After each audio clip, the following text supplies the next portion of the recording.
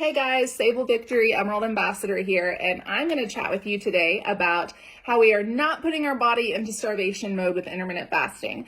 This is a very common myth that I know I believed before I really learned about intermittent fasting. I know a lot of people just starting out are probably thinking this as well, and I'm here to tell you that that is not the case. That is not what we're doing. What we are doing is we are putting our body into fat burning mode, okay? So I have some notes over here, so I'm going to be kind of glancing over that way to make sure that I cover everything, but I really want people to understand that what we are doing here is we are putting our bodies into a state of ketosis, okay? And a lot of people maybe have heard about a keto diet or ketosis, so you may be familiar with this, but what we are doing is putting our body into a fat burning mode.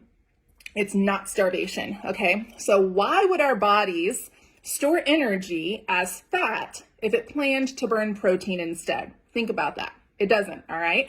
Our body wants to burn fat before it burns protein.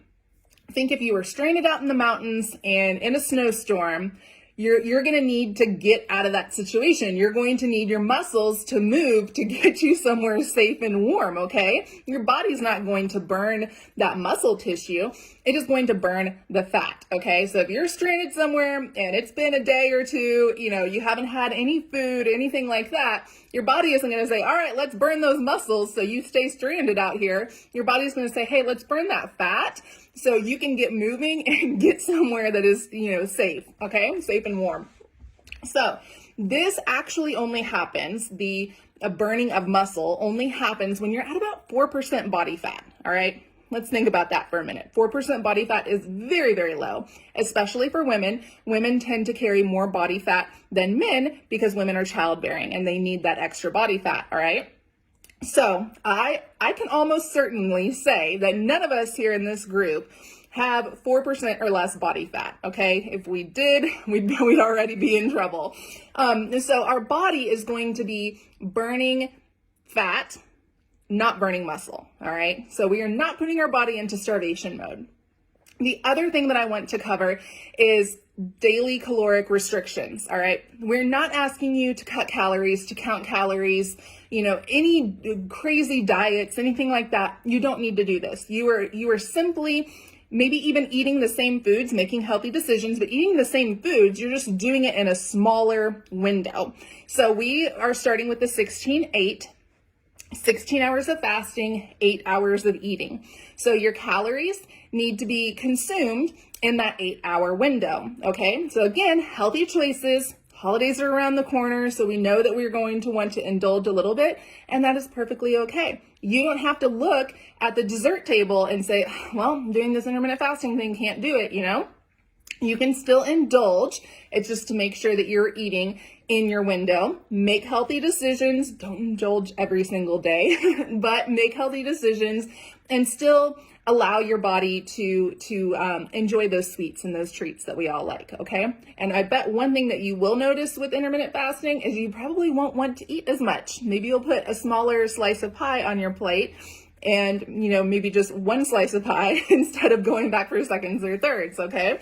And that's because intermittent fasting, it regulates your blood sugar levels, your insulin, and you may not have those sweet cravings as much, all right? So going back to it, it's many think that, many assume that by reducing or by fasting that we are putting our bodies into the starvation mode, that we are decreasing our metabolism, and that's not the case, all right? Actually, caloric restriction is what is lowering your metabolism.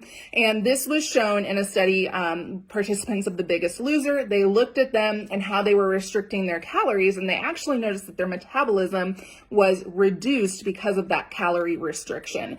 So if you have a calorie restricted diet, or if you've tried these in the past and you feel like, okay, you did it and you kind of yo-yoed, that may be why, okay? So what actually happens in fasting is a hormone shift, and this is what we want. And the hormone shift happens when there is zero energy consumed, growth hormones raise to prevent muscle loss, adrenaline raises to maintain energy, and ketones are released to feed the brain. So a lot of people will say that with intermittent fasting, they notice that brain clarity, that energy, that just overall brain fog is lifted and they're just making better choices, and they just have just this different vibe about them. You know, they just feel healthier. They feel more alive, basically. And so over the course of 22-day study, some of the things that participants with intermittent fasting noticed was, again, an increase in energy output. Hello, we all, I think, are looking for more energy, right? Especially around the holidays. No starvation mode, no decreased metabolism. Fat oxidation actually increased by 58%, guys. That's huge. That is fat burning. Your fat oxidation is fat burning. Carbohydrate oxidation decreased by 53%. Insulin decreased by 17%, which that is very good also, because there is a lot of people that are pre-diabetic, diabetic, and that insulin is the mother hormone. So if your insulin is regulated, then all of the other hormones are going to kind of fall into line. And fatty acids increased to over 370% as the body switched to fat burning mode. Okay, these are all really great things. So another thing that I will say with intermittent fasting that I have learned is to give yourself grace. This isn't a restrictive diet. This is simply eating in a smaller window, okay? And if you're new to intermittent fasting and the 16 hours kind of sounds intimidating, I give you all of the permission to ease your way in, okay? You know your mindset best. And if you know that if you jump into something and it's hard, you're going to quit, then don't do that. Tiptoe in, okay? Instead of jumping in, tiptoe in. And maybe start with 12 hours, 13 hours. The next day, go up to 14 hours. A couple days later, go up to 15 hours. Work your way up to 16 hours. If you know that is your mindset and that's the type of person that you are, that you need to increase and gradually get up to that 16-hour window, by all means do it, okay? If you are someone that is like, nope, if I don't go all in at first, I'm not gonna do it. If I ease my way in, I know I'm just gonna back off, then by all means, jump right in. You know yourself best. You know your mindset best. Give yourself grace. If there's one day where you stick your kids' leftovers in your mouth 2 hours before your window opens, it's okay, all right? Tomorrow's a new day and you can try again, all right? Or even decide, okay, well, you know what? I put that in my mouth and I broke my fast, but I'm going to see if I can still go another 2 hours. Again, you know yourself best, all right? So make those decisions based off of what you know, and know that by doing this, you don't have to do it every day. For me, I fast 5 days a week.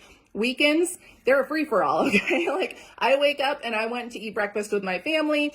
Maybe went to eat a little bit later because we may go out to eat, whatever it may be. So I personally fast 5 days a week, and I still find success with that. So choose what works for you.